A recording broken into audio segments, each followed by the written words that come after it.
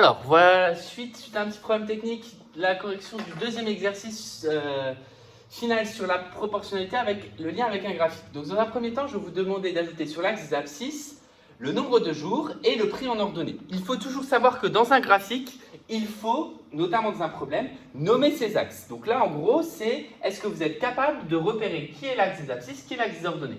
Cet exercice est important, encore une fois, parce que je l'ai tout simplement tiré d'un ancien contrôle. Donc c'est typiquement les exercices avec l'exercice 1, bilan un petit peu de ce qu'il faut savoir sur la proportionnalité pour là, les pourcentages pour l'exercice précédent. Donc l'axe des abscisses, c'est donc l'axe horizontal, et donc du coup, on doit y rajouter le nombre de jours. Donc l'axe des abscisses représente le nombre de jours, et donc l'axe des ordonnées représente le prix en euros. Ainsi, première question, le prix est-il proportionnel à la durée? Vous y voyez un graphique, la réponse c'est oui ou non, mais est-ce que c'est une droite? Est-ce qu'elle passe par l'origine? Si vous répondez oui aux deux affirmations que je viens de donner, c'est proportionnel. En l'occurrence ici, c'est oui, car on a une droite qui passe par l'origine.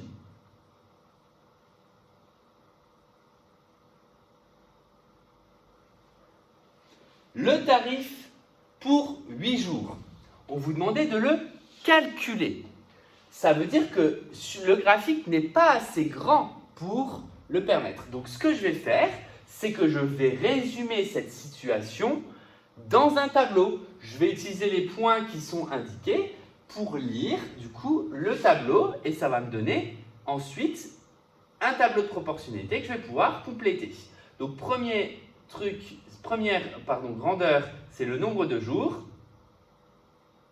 Deuxième grandeur, c'est le prix en euros. Le nombre de jours qui sont indiqués pour un jour, donc on a d'ailleurs le coefficient, 15 euros. Pour 4 jours, 60 euros. Et pour 5 jours, 75 euros. Donc ça, c'est de la lecture graphique. Maintenant, on me demande pour 8 jours.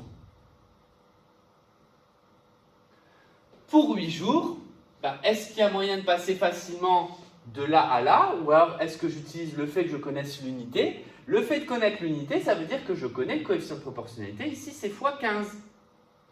Donc ça, vous pouvez l'expliquer comme, d'après le graphique, on paye 15 euros par jour, ça signifie que le coefficient, ici, c'est x 15. Et donc, je vais juste à faire 8 x 15 pour faire le calcul. Maintenant, je pourrais très bien aussi utiliser le tableau, là, et faire x2 pour répondre à la question. Ainsi, pour 8 jours, peu importe la méthode choisie, on va payer 120 euros. Donc, soit vous mettez la flèche x15, soit vous mettez la flèche x2, et la réponse, si possible, d'une autre couleur, pour montrer que c'est une réponse, 120 euros. 105 euros maintenant sur le graphique. Alors là, 105 euros, malheureusement, ça a été coupé. Donc du coup, on ne peut pas le faire à l'aide du graphique, donc on va le faire à l'aide d'un calcul. Si j'ai 105 euros ici,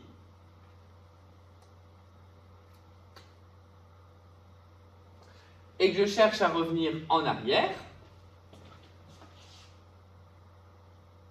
ça veut dire que je vais diviser par 15. Si je calcule 105 divisé par 15, je vais trouver 7. Donc avec 105 euros, on peut, avec 105 euros, on peut obtenir 7 jours. Alors vous l'avez peut-être, du coup, comme c'était avec le graphique, prolongé ce graphique, et si vous le prolongez, le 7 jours n'est vraiment pas loin, il est juste là. Donc vraiment, il ne manque pas grand-chose au niveau du graphique, la réponse, elle est par ici. Donc si vous le prolongiez, vous pouviez répondre à l'aide du graphique. Maintenant, donc ça c'est un tarif de location d'ordinateur, et on a un budget de 600 €. On souhaite louer pendant 10 jours. On se demande qu'est-ce qu'il restera en termes de pourcentage, quel pourcentage restant, et attention, ce n'est pas une réduction ou une augmentation, donc là on est sur un calcul de pourcentage classique. Quel est le pourcentage restant après la location? Donc dans un premier temps, pour savoir, on connaît le budget total, il faut savoir combien il nous reste. Donc le montant restant, parce que je vous rappelle que pour calculer un pourcentage, c'est l'effectif demandé, donc ici le montant restant par rapport au total. Donc la première chose à faire pour répondre à la question E, c'est calculer le montant restant. Pour calculer le montant restant, je sais que j'ai 600 € auquel je vais enlever 10 jours de location. Mais 10 jours de location, c'est 10 fois 15 €. Donc je vais enlever 150 €. Donc ça veut dire qu'il va me rester 450 €. Donc le montant restant est de 450 €. Ainsi, cela représente 450 sur 600. Et ça, j'aimerais l'avoir en pourcentage. C'est-à-dire que j'aimerais savoir, cela représente combien sur 100 ? Il suffit juste de calculer 450 sur 600, combien cela représente. Donc, c'est-à-dire diviser 450 par 6. Et on obtient 75. Ainsi, ça va donner 75%. Donc, il lui restera 75% après ces 10 jours de location.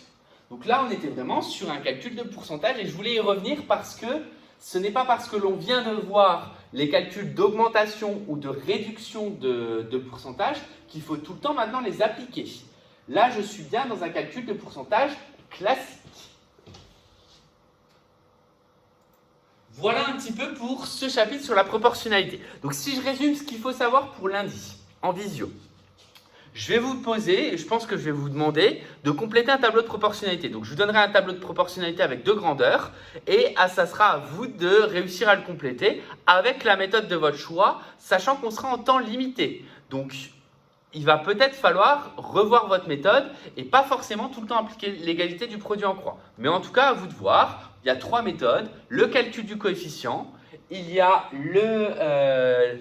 la linéarité, c'est-à-dire multiplier une colonne par un nombre, additionner 2 colonnes, ça on ne l'a pas fait, mais on aurait pu très bien imaginer pour trouver 7, faire une addition de colonnes. Donc, alors là, en l'occurrence, il aurait fallu obtenir la colonne 3, par exemple. Si j'avais la colonne 3 plus la colonne 4, ça me donnait la colonne 7. Peu importe, voilà, donc différentes façons de faire. Et enfin, l'égalité du produit en croix qu'on a qu'on a beaucoup associé au pourcentage. Ensuite, être capable de reconnaître un tableau de proportionnalité.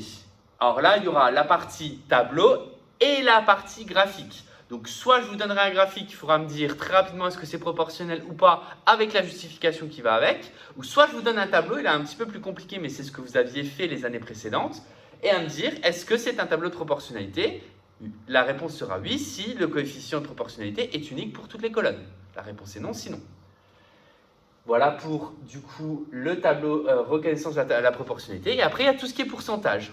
Être capable de calculer un pourcentage de quantité, être capable de calculer un pourcentage comme ici, le pourcentage restant, et être capable ensuite de calculer un pourcentage d'augmentation, d'appliquer une augmentation, une réduction, et de calculer, si je sais que je passe d'un salaire de 50 000 € à 30 000 €, cela revient à combien de pertes? Donc, ce sera toutes des petites questions, hein. Ne vous inquiétez pas, ce ne sera pas de gros problèmes, mais c'est juste pour valider certaines compétences. Là, ça ne sera pas chiffré en termes de notes, ça sera vraiment chiffré en termes de compétences. Est-ce que vous êtes capable de travailler sur des notions de proportionnalité? Voilà ce qu'il faut savoir et voilà ce qu'il va falloir réviser. Et je pense qu'on a vu quand même pas mal d'exercices pour vous aider.